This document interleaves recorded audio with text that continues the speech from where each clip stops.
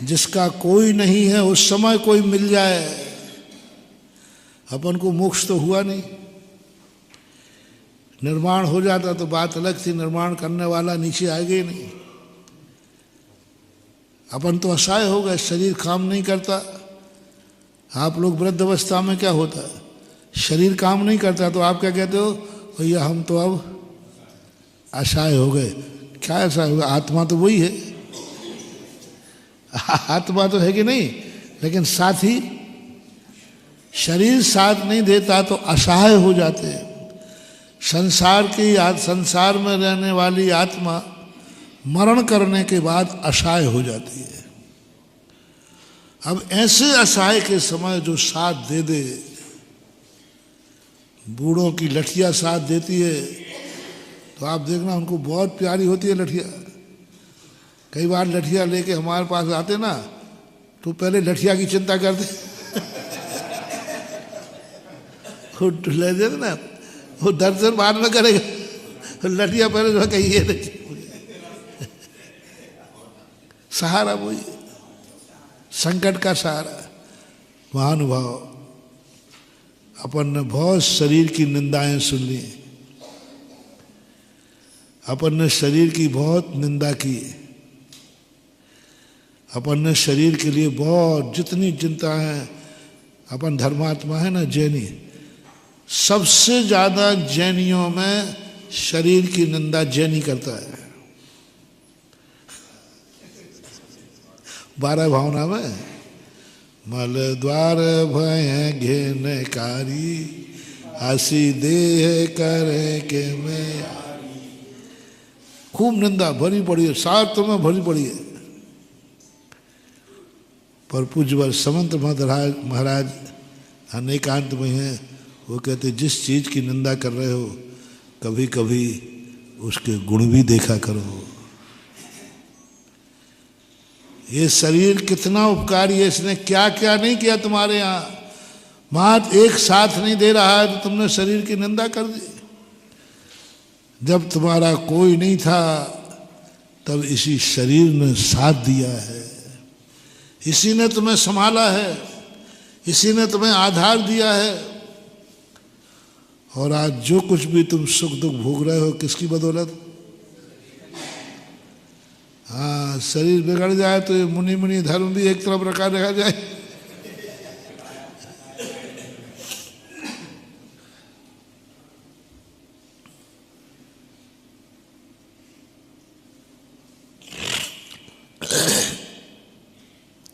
अपन लोग स्वार्थी हैं,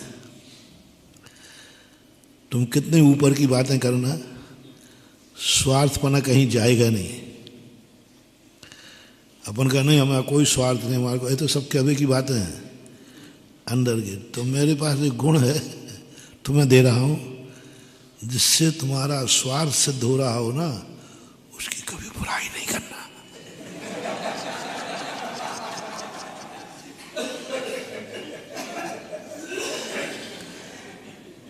भूल करके भी बुराई नहीं करना। अपन को ये देखना है कि इससे हमारा स्वार्थ, उसकी कभी भूल कर बुराई नहीं करना। अब वो तुम्हें जहां लगाना हो वहां लगा लेना,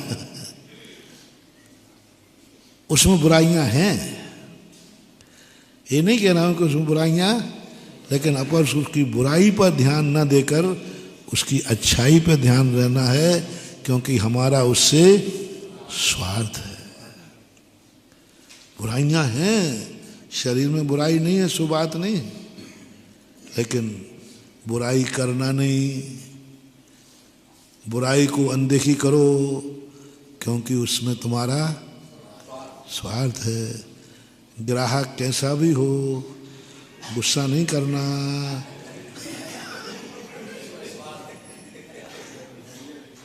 आप लोग करते हो?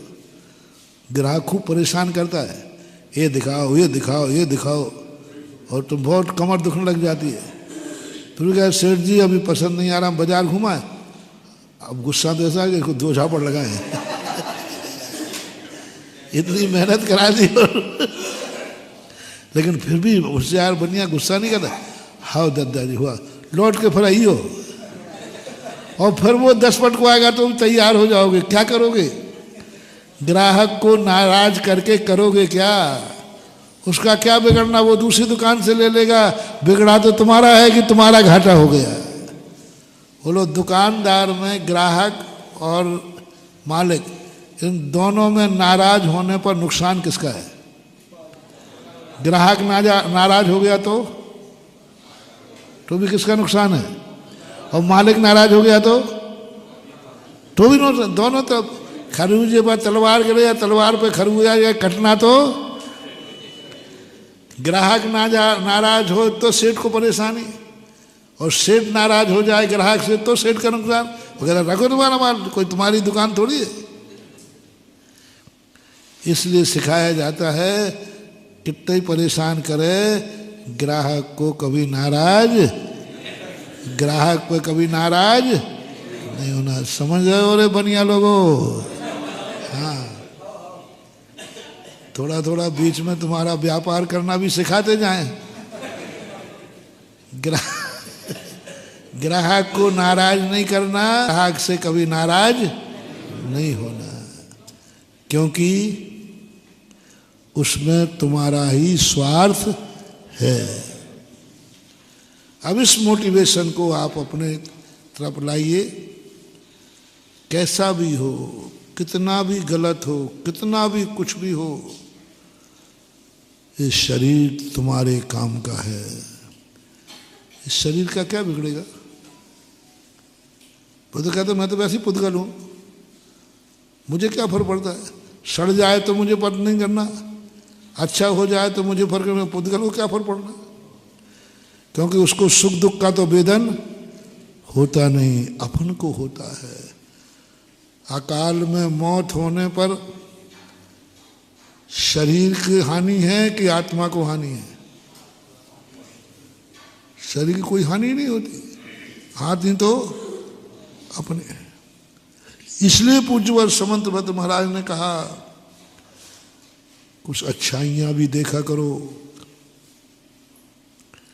गंदी वस्तु में भी कुछ ना कुछ अच्छाई है। गंदी को गंदी ही देखते रहोगे। समंत भद्र महाराज ने कहा गंदी तो है, लेकिन गंदी चीज हमेशा निंदा की पात्र नहीं है। गंदी चीज सदा उपेक्षा की पात्र नहीं है, क्योंकि गंदी चीज में भी बहुत बड़ा गुण होता है।